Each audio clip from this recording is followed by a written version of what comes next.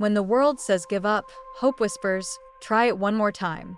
There was once a young woman named Clara whose world fell apart the day she lost her father. The grief overwhelmed her, suffocating every aspect of her life.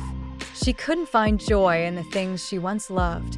Her laughter faded, and her world became colorless. For months, Clara wandered through her days, weighed down by an invisible burden. Her friends tried to console her, but the emptiness inside her felt too deep to fill. Until one day, as she sat in her father's old study, she stumbled upon an old sketchbook. Her father, though never an artist, had a habit of doodling and jotting down random thoughts.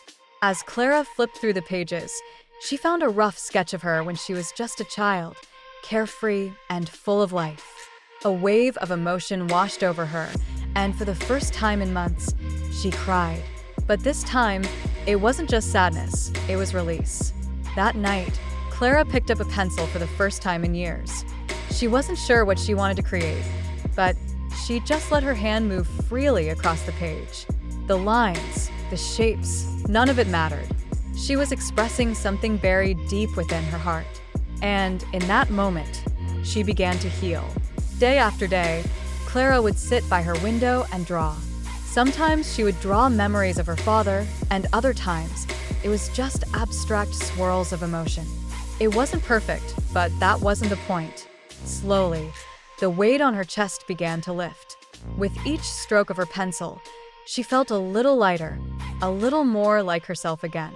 It didn't stop there. One day, Clara wandered into a local art class, unsure if she was ready to share this new part of herself with others.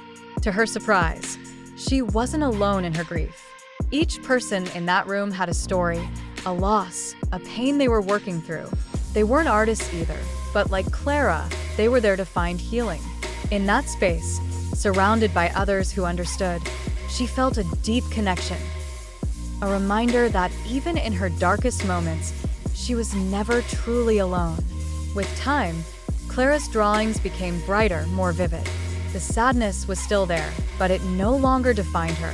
She found peace in the act of creating, whether it was through her drawings, music, or journaling. She had discovered the power of creativity as a tool for healing. And it wasn't just healing her, it was inspiring others to do the same.